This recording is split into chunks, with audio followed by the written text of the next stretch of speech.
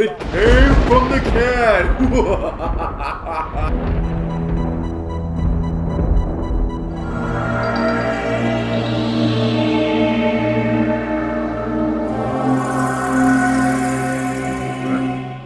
Welcome to Filmcan Productions. Welcome. Another episode of the Super Halloween special. This time we saw Night of the Creeps. Night of the Creeps, 1986. It's Miller time. It's Miller time. It's Miller time.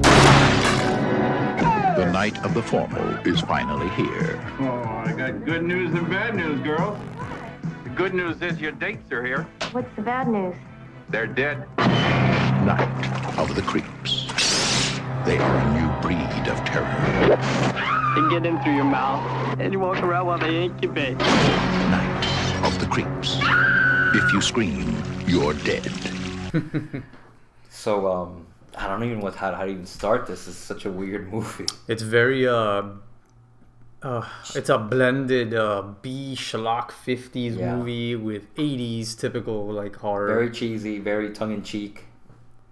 Yeah. Yeah. It's self-aware that it's like a low budget, like a cheap, like a B movie. Zombies, exploding heads, creepy crawlies, and a date for the formal.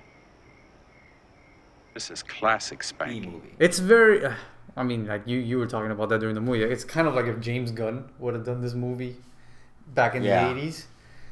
And even though he did, what was it, Slither? He claims he's never seen this movie, but obviously He must, ripped a whole chunk out of this movie with the whole parasitic alien flying out of their mouth slug and taking over. It was a pretty clever way to make zombies instead of the typical way. Just make them like an alien kind of using you as a...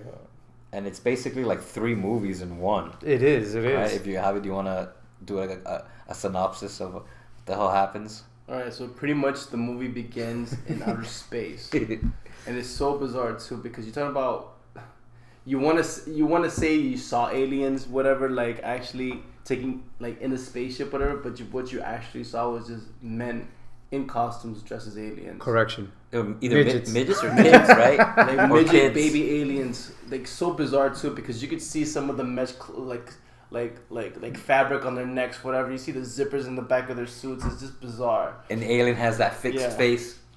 Exactly, no emotion, no nothing. Yeah. So the plot begins by one of those aliens. I guess is playing Renegade, whatever. It's has like a a capsule. revolt. Yeah. They don't even explain it. No, it just like casually starts that way. And what makes it even worse too is I think is while they communicate. I mean, they vocally communicate, whatever. They have subtitles, but the subtitles are actually they look like Tetris symbols. Yeah, they're Tetris symbols.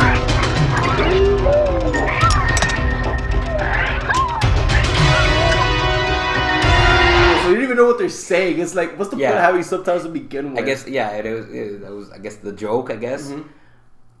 So the way the movie progresses is that this particular alien, who's the renegade, whatever, I guess it's a capsule of like these little like alien beings in it, and actually stashes it out of the, puts it in another capsule and just gets rid of it from the spaceship, lands on Earth, it somehow eats away certain like characters. It's the 50s, remember? It's in the 50s. And it cuts so to black and white, Cuts in the black and white in the 50s. Some characters in there, whatever, like, you know, stumble into it, and then fast forward to the 80s, and sure enough, the kids from the 80s are dealing with it. But what's bizarre too is that this is B movie to the max. I mean, this movie has no shame until letting you know. I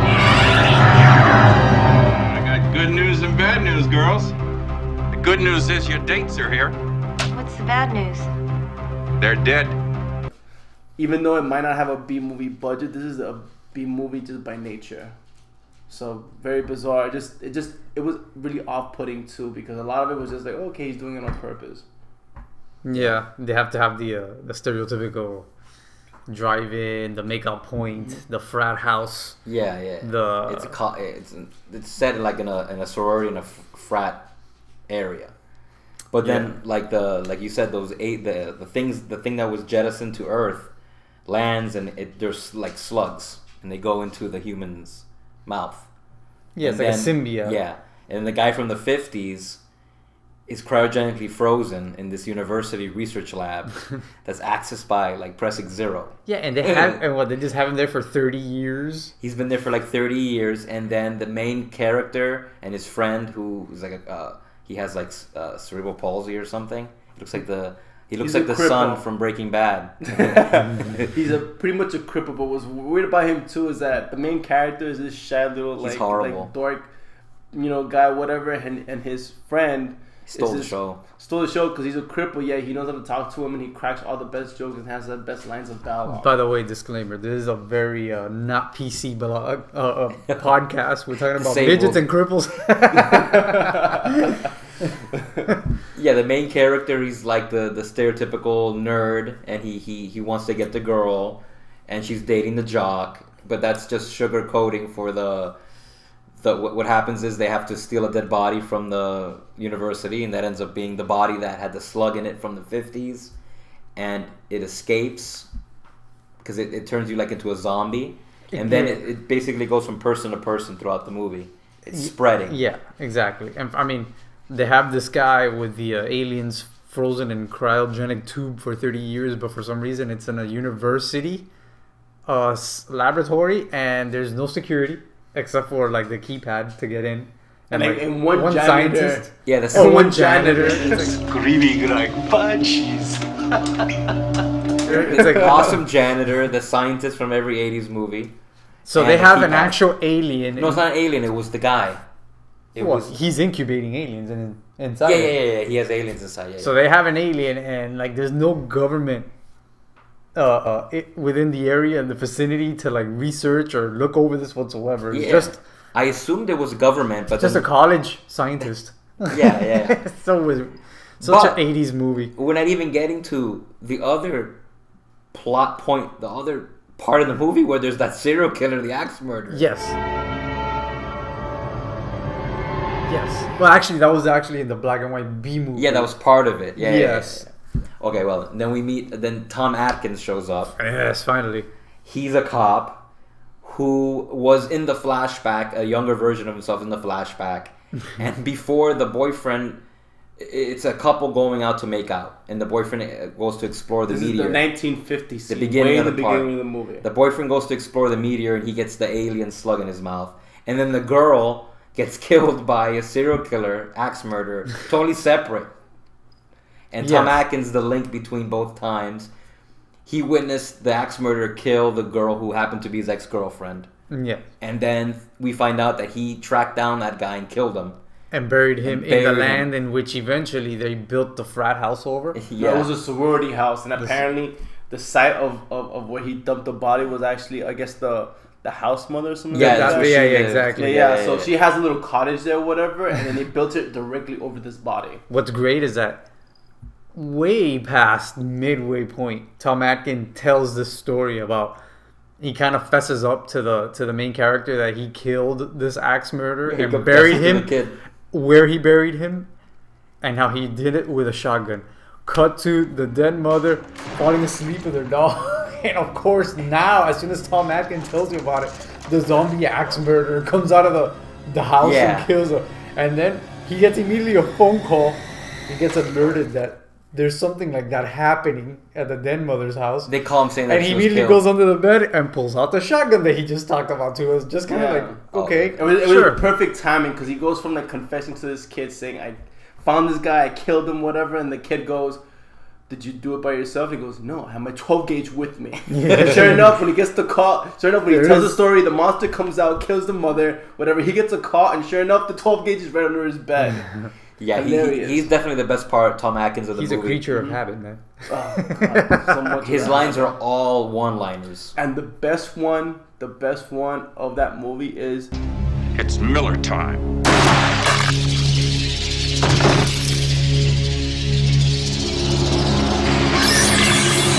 it's Miller It's time. Miller time. Yes. Oh my God. Every That's time an he gets a awesome phone commercial. call, Thrill me. thrill me. Thrill me. Yeah. Thrill me. It's like, what? Thrill me. Who wrote this? And then the kid finally throw me. At the end, yeah. Yeah. And then he plays it just so straightforward, like he kind of looks like the psychiatrist from Halloween. His Loomis? Dr. Loomis with his cloak, and how he's kind of like that kind of character. Yeah, he has a trench coat. He's like, they almost play him like a '40s, '50s, A classic detective. Yeah. Classic. He even film has the noir, car. The film noir detective. Yeah, he has an he has the old beat mustache up. to match. Like he's pretty much has it. He has the old beat up car. He drinks, of course. He smokes every scene. Mm-hmm. He has a trench coat. One's white, one's camel colored in this one. Yeah, and in the beginning of the movie, he had like a Hawaiian shirt. Remember? That's and then at the right. end, he had a tie, almost like kind of that was his character arc. That he kind of like evolved into like Character work, you say. you know what I mean? But and then the big finale is that the slugs are just going from person to person, multiplying, and then the big finale is there's like A bus crash. yeah, there's like a big dance that the sorority and the frat guys Yeah. are going to.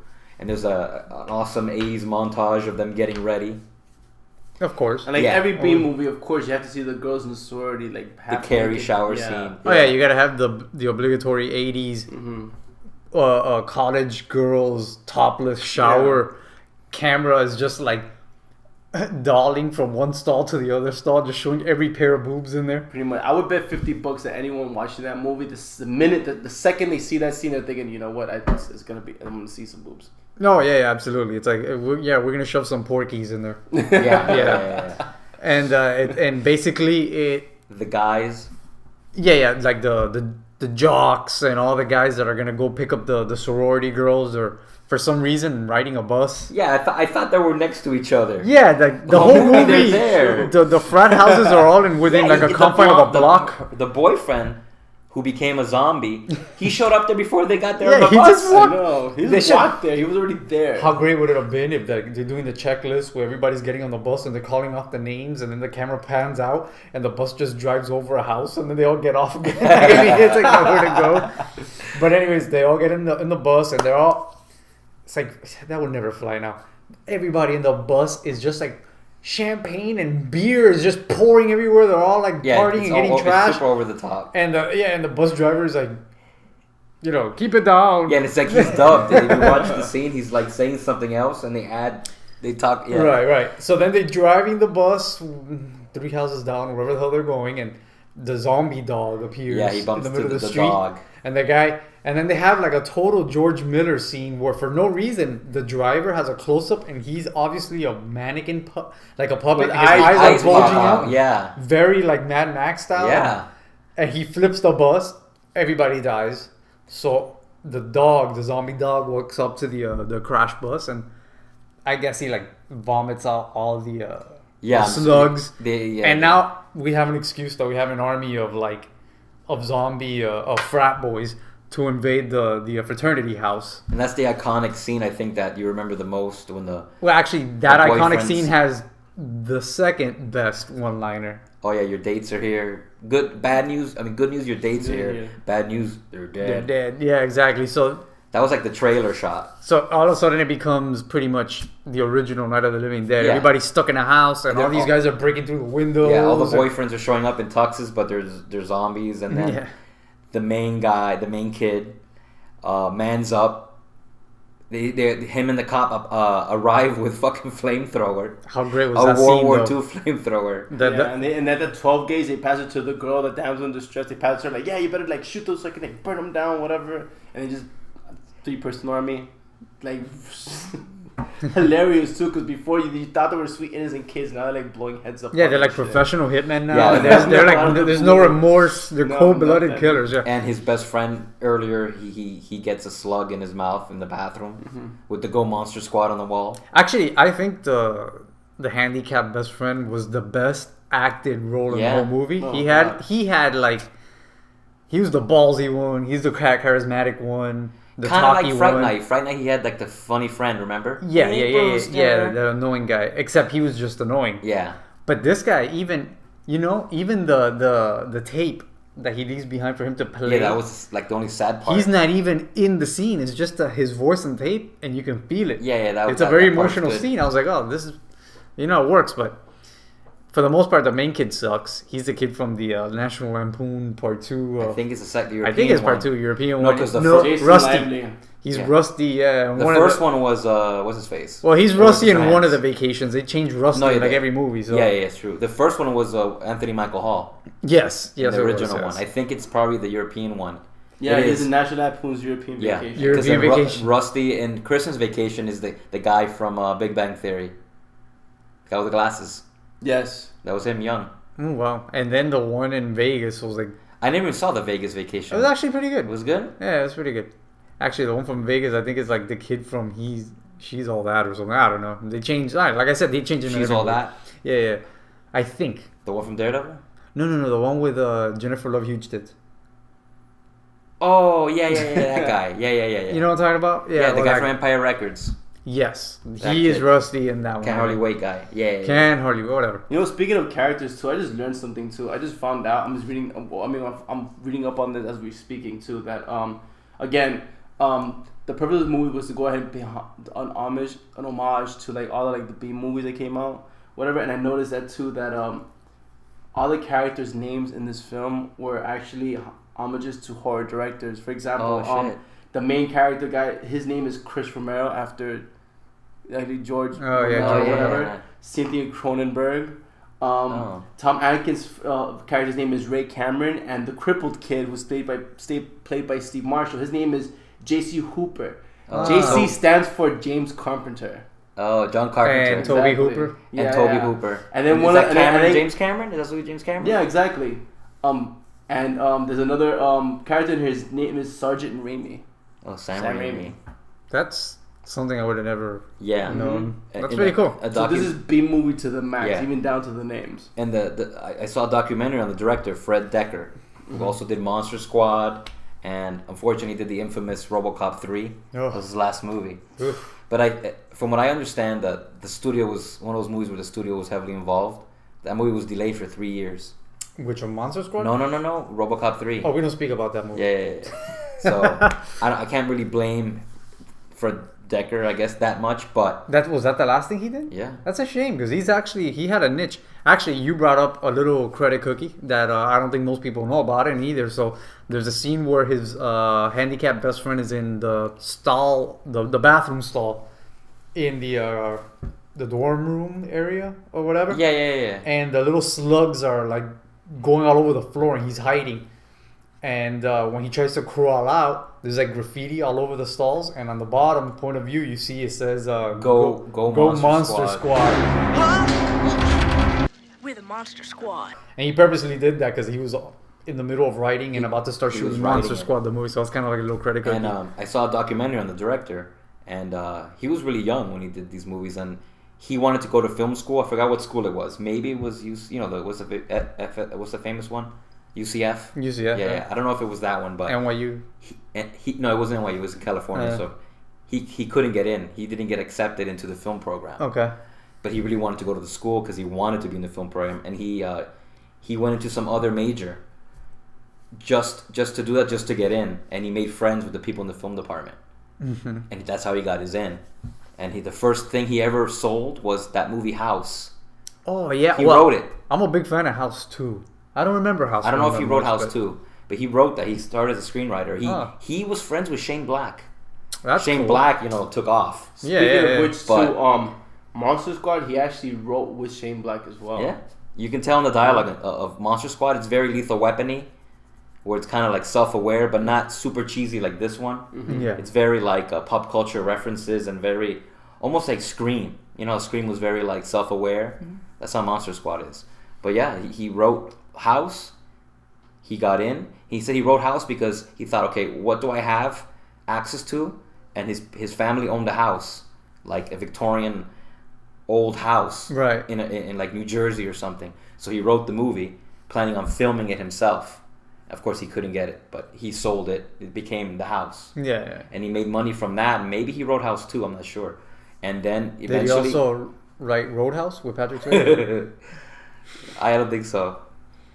Yeah, he only definitely did House only. The first House. Just the first one? With the guy from Greatest American Hero. Yeah, that's a cool poster. Always just the hand ring. Yeah, I used to love that post. I used to love that thing too. And it was that movie was kind of weird. It was like horror comedy too. It was not super serious. Those posters like that, it's like so 80s. Like that movie that Elijah Wood is in now, Cooties. They try to remake posters like that where it's like a skeleton hand holding like a lollipop or something. I want to see Cooties. There's a new movie coming out too. That's a Christmas horror movie, whatever. It's Oh, the Krampus. same thing. Yeah. Oh, Krampus. Krampus. Actually, Krampus is the guy who did Trick or Treat. Oh, okay. He's Krampus, doing. yeah. He did Krampus, and now he's actually. I don't know if it's legit or Photoshop, but I think it's legit. Today they released the teaser poster for Trick or Treat 2. It has like a subtitle under it, and it's like a really cool poster. It has the main character, the little sack boy looking guy, and it has these kids under him, and it says, I forgot what it is, but it looks awesome. It's I saw it today theaters? actually. Or like Netflix? They haven't even started shooting yet. Oh. He was doing Krampus.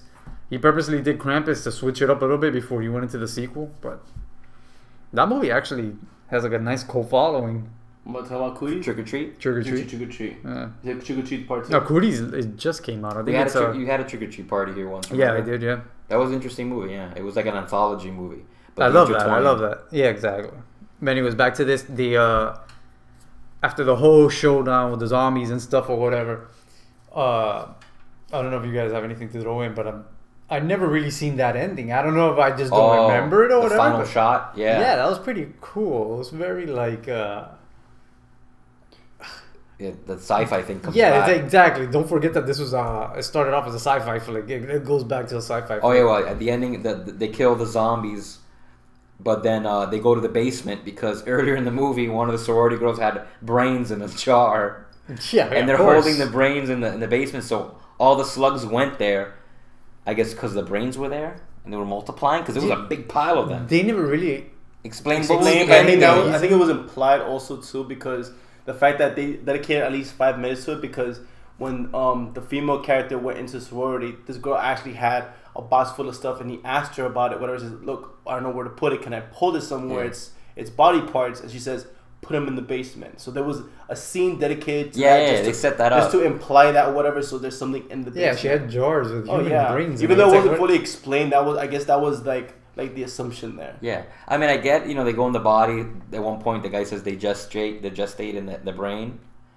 So I guess that's why they went to the brains. But it looked like they were multiplying or something, right? They looked like they were just like turning into a big ball, cocooning or something. Yeah, yeah. And that was actually an interesting effect. I don't know how they did that, but it was like a big ball of them, and the way that they were moving. And even looked clay kind of whatever. It stop motion, like Beetlejuice. Yeah, it wasn't like a. I mean, given it was a B movie, whatever. I'm sure it wasn't CGI and that kind of thing, whatever. But they had some money for effects for something like that. And they had a lot of headshots. Like almost every time they shot one of the dates, it was a real like. Oh yeah, whole body. The effects were pretty good. Even though you could tell they were puppet heads, and you appreciate it. It was like they put detail into it at least. And especially the axe murder scene where like. Oh yeah, and then by the way, before the whole zombie dates show up to the sorority, they track down the serial killer who's a zombie to an alley, and they just blow him away. He had such a pointless bringing him back for no reason just to kill him again. It was like odd. Yeah, that really derived from like the plot progression. Really weird, but of course, B-movie stuff that's kind of expected. I guess they wanted to. I guess for them tie a loose end. I guess they're like, oh, we gotta. We started with the axe murder. We gotta finish that off somehow. I don't know. It was kind of odd. Because the axe murder really had nothing to do with anything. No, with that. It just happened to be there. And it's funny how before Tom Atkins shoots it and kills it again, he pretty much fesses up in front of a bunch of cops that he killed him the first time, and nobody thinks anything of it. Cut to the next take, he's just back at his house sleeping and drinking. You're like, he just fessed to a murder. Yeah, and maybe you guys might want to check into that. But aside the fact that they just shot a zombie, I mean, the guy was blatantly rotten. Yeah, why is he not finding out reports or like talking to the media or like?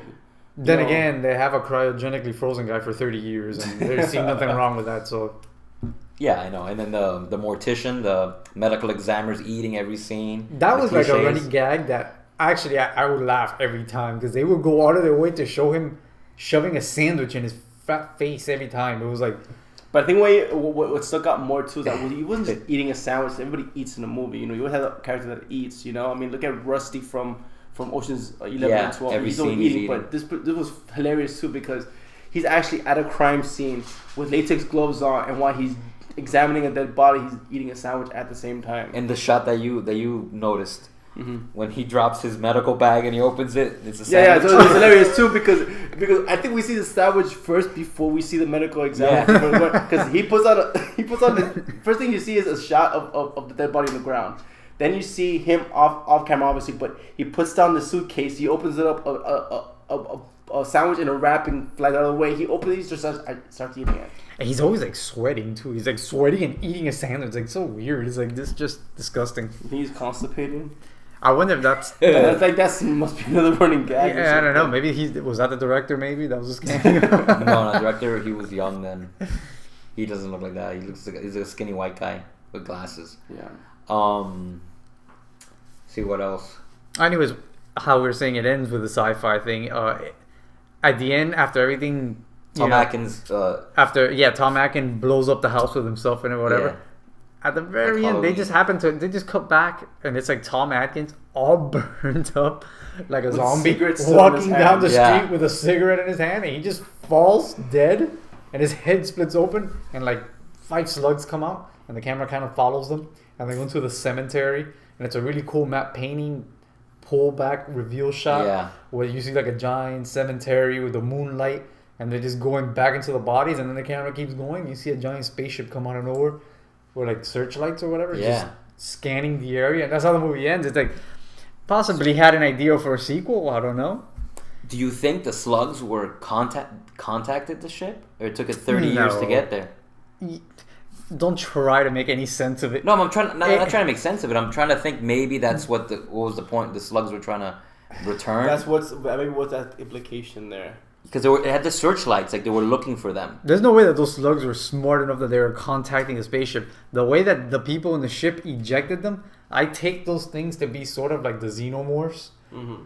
It's like some kind of creature from space that even the aliens don't want to deal with. Like they're the just black trying to stuff. eject them. The black stuff from Prometheus. Yeah, they don't want to deal with that shit. I don't know, but it's kind of like a lower life form. Well, that goes down to another point too, because I think anyone that's never seen a B movie that tries to watch this movie and make any sense of it will probably get frustrated from that, because us three, we've seen almost anything under the sun, and we've seen B movies, and we know we get that too. That they're just like B movies are just meant to be legit movies, except they have low budget, whatever, and they have terrible stories. I mean, but the fact that there's effort in there, whatever, makes it a little more coherent, whatever. But this is a big budget movie made as a B movie, so has these B movie elements, meaning that it's not supposed to make sense. There's a lot of stuff put together, whatever, and everything just looks like crap, So we enjoyed it because we get the intention there, whatever. I just think that we can't just show that just to anybody. No, you have to be in the. You have to be in the. You really have to know and kind of get acquainted with that kind of thing. Oh yeah, definitely. It's schlock. Yeah. Yes. We love this shit. So it's schlock. It's kind type of of stuff mystery, that in October is like the best stuff. Late night, you're watching TV and you catch something like this. Oh, it's the best. You just watch mystery it. science theater type stuff. Yeah, exactly. It's fun. So bad it's good. Yeah, it's fun. Yeah, this definitely doesn't fall in the same realm as something we saw recently, like The Thing. That's well done horror, old horror movie. Yeah. We're talking about John Carpenter too. Yeah, this is like B movie, schlock, but entertaining. I mean, it's like a little cult movie because it's still around. Yeah, you hear it. Yeah, Night of the Creeps it's up there in the old cult vault. And I mean, Tom Atkins stole the show for sure. People need to use Tom Atkins more, man. Is he still alive? Yeah, He's he is. still I alive. saw him the other day. Actually, they had a thing on I don't know if it was Facebook or a Vine or whatever the hell these kids are doing nowadays. But he was at a convention and somebody had this crazy costume. It was a person in a giant TV set, and he had 3 other people inside with him. And in the screen, they had the 3 Halloween masks. Cool. And somebody had the huge stereo playing it, and they went up to him, and they had him reenact the scene of turn it off, Yeah. turn it off. And then he was like laughing. He's like, "Oh, this is awesome! This is like one of the best costumes I've ever seen on one of these things." So yeah, he obviously is doing the rounds. It's like, I don't know, maybe somebody like Rodriguez or something. They need to bring him back and put him in more stuff, man. He's Rodriguez. good. That's another Tarantino. person, Rodriguez. He's the one that does now B movies with budgets. Like Machete was basically on purposely a B movie. Yeah, look Oh, at the with Grindhouse money, features with some too. money. I mean, nothing grand. Sure, But Grindhouse features were the same yeah, thing. Grindhouse. But Yeah. of course, we're talking about filmmakers that understand that too. They're not trying to like make a serious movie. They understand, but I guess but what that's the problem too with B movies like that too, is because if you recall too, even though the White House came out, a lot of people regarded it too. A lot of people didn't go out to see it because they don't understand B movie stuff. Yeah, you know, and that's proof of it too. Because you're talking about Tarantino and Robert Rodriguez, two well-regarded filmmakers that know their stuff, whatever, and yet they couldn't get people to like watch their stuff. Yeah, the marketing in that movie was they could have done better, and it came out Easter Sunday. It was a lot of things that happened. Bad timing. Yeah. A lot of and that should have been a Halloween. It was absolutely, and it was like a 4-hour movie. Remember, it was 2 movies in one, with intermission. I remember I was working at the theater then. People would actually leave after the first movie, not knowing there was a second movie. Yeah, they didn't get it. It was a double feature. People didn't understand. They didn't understand the fake trailers. A lot of people, you could hear them talking. They didn't get it. They don't get it. Yeah. Yeah. It was just poorly executed. I love the part when they have like the missing reel and then it cuts and everything's on fire. Oh, it was awesome. Yeah. I mean, whatever. That's that. But we were talking about Tom Atkins and remember I told you that the director, Fred Decker, was friends with Shane Black. Mm-hmm. That's why Tom Atkins. He's in the first Lethal Weapon movie. Really? Oh. Yeah, he's the one that's the daughter. The daughter jumps from the beginning of the weapon. The girl jumps off. In the beginning, the girl's a girl on coke, and she just commits suicide. And that sets the ball rolling. Danny Glover's investigating her murder because of the heroin. Tom Atkins is the father, her father. You son of a bitch! If you were getting cold feet, why did they kill Amanda? Why not just kill you? They can't kill me. They need me. Why?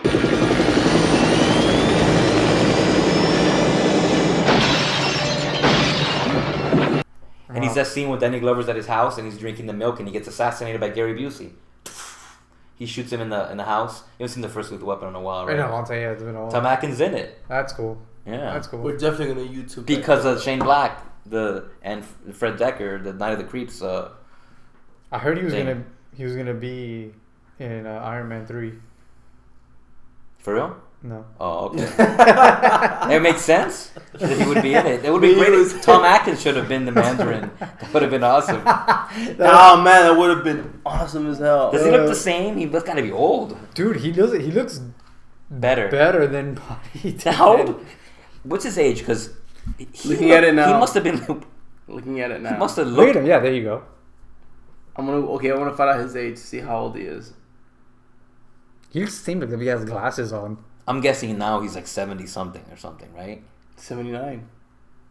Yeah, look at him. 79. That means he was like 40 something when he did this movie, man. Yeah. He looked old as shit in Halloween 3 already, man. Yes. Oh, Halloween 3. Happy, happy Halloween, Halloween, Halloween. Happy, happy Halloween, Silver Shamrock. Happy, happy. To continue on with his filmography, he did Lethal Weapon 87, Maniac Cop, 2 Evil Eyes. Maniac Cop. Jeez. My Bloody Valentine 2009. Oh, the remake. Yeah, he's actually in there. Drive Angry, the one with Nicolas Cage. Oh wow! Yeah, and the devil. He's in there. Worth looking up now. And a bunch. I guess it looks like a bunch of like stuff that hasn't come out, whatever that came out VOD. So he's still working. Oh, he's working. Yeah, he's still working. So they just need to get him in bigger movies. Robert Rodriguez or Quentin Tarantino, if you're watching they need to this, put him in something. Put him in something. He's probably worth putting in, man. With all the experience he has, just blue screen him and put him in Hateful Eight. That'd be awesome. It's Miller time. Just like, exactly. That's it. He's out. Exactly. All right. So yeah, man. Very, very, very cautious about who we recommend this to, because again, if you watch the B movie and if you had fun watching this is worth recommending. Yeah, absolutely. Yeah, I mean it's a silly silly B movie. You got to be in the mood for schlock, but it's fun. It's fun schlock. Mm-hmm. And now that we're coming into October now, I mean, to watch it during Halloween with like candy corn at your disposal, this is candy corn, to, like, some look beers for right now. Yeah. The best thing to do is kick back a few brewskis, pop in Night of the Creeps, right before you go to bed, nice and toasty. In an homage to Night of the Creeps, it's Miller time. It's Miller time. Drink them if you got them. Yeah, I'll see you tomorrow.